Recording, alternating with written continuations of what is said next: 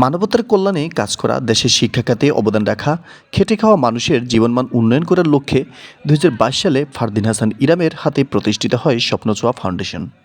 সংগঠনটি ২০২২ সাল থেকে অসহায় পরিবারের পাশে দাঁড়ানো, মাদ্রাসায় কোরআন বিতরণ, অসচ্ছল শিক্ষার্থীদের পড়াশোনার ব্যয়ভার গ্রহণ, প্রতিবন্ধীদের পুনর্বাসন, ভিন্ন সম্প্রদায়ের লোকদের পাশে দাঁড়ানো, তৃতীয় লিঙ্গের অসহায় লোকজনদেরকে সহায়তা প্রদান সহ বিভিন্ন সামাজিক কার্যক্রমে অংশগ্রহণ করে আসছে।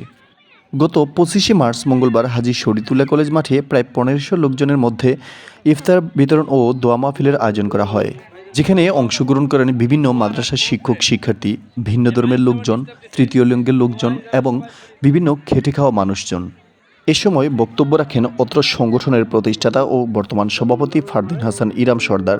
তিনি তার বক্তব্যে সংগঠন নিয়ে ভবিষ্যৎ পরিকল্পনা ব্যক্ত করেন এবং সবাইকে সংগঠনের পাশে থাকার আহ্বান করেন। এই ফাউন্ডেশন সারা বাংলাদেশে প্রায় ১০,০০০ কোরআন শরীফ বিতরণ করেছে। এই ফাউন্ডেশন সারা বাংলাদেশে এখন পর্যন্ত ঢাকা শহরে একটি প্রতিবন্ধী সংস্থা চাইল্ড ওয়েলফেয়ার সংস্থা পরিচালনা করছে, যেখানে প্রায় ২২ জন প্রতিবন্ধী আছে। এই ফাউন্ডেশন সখীপুরে খেটে খাওয়া মানুষের পাশে থাকে, শ্রমিকের পাশে থাকে, জনতার পাশে থাকে, শিক্ষা ক্ষেত্রে অবদান রাখে যতটুকু সম্ভব হয়। এই ফাউন্ডেশন কোনো বড় ঘরের মানুষের দিয়ে তৈরি না বা অর্থবিত্ত মানুষের হাতে তৈরি না, সাধারণ মানুষের হাত থেকে তৈরি এই ফাউন্ডেশন। অল্প দিয়ে শুরু করেছি, অল্প দিয়ে চেষ্টা চালাচ্ছি। এই সখীপুরকে নতুন ভাবে পরিবর্তন করার চেষ্টা করছি এই ফাউন্ডেশনের মাধ্যমে, শিক্ষা বান্ধব করার চেষ্টা করছি, দারিদ্র নির্মূল করার চেষ্টা করছি এই ফাউন্ডেশনের মাধ্যমে, কৃষিখাতে উন্নয়নের চেষ্টা করছি। আমাদের একটি স্বপ্ন আছে, সখীপুর এই স্বপ্নছোয়া ফাউন্ডেশনের মাধ্যমে বাজারের যে খাল আছে সেটা পরিষ্কার করার ঈদের পরবর্তী সময়, যদি বাজারের দোকানদারদের অনুমতি মিলে। কেননা বাজারে যদি ভেগু দিয়ে খাল পরিষ্কার করা হয় তাহলে দোকান ভেঙে পড়ার সম্ভাবনা থাকতে পারে।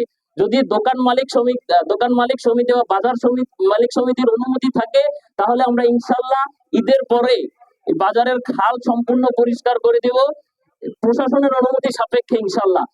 এখানে আজকে এক অনন্য দৃষ্টান্ত যে ভিন্ন ধর্মাবলম্বীর মানুষ উপস্থিত হয়েছে, তৃতীয় লিঙ্গের মানুষ উপস্থিত আছে। কাজেই এই ফাউন্ডেশন ছাত্র, যুবক, জনতা, শ্রমিকের ফাউন্ডেশন, এখানে সবার জন্য দরজা খোলা। আপনাদের যা রিকোয়েস্ট আছে আমাদের কাছে বলবেন, আমরা তা পূরণ করার যতটুকু সম্ভব হয় চেষ্টা করব। সখীপুর থানা হোক, সখীপুর থানার বাইরে হোক, যেইখানে হোক, সারা বাংলাদেশের যেইখানে হোক।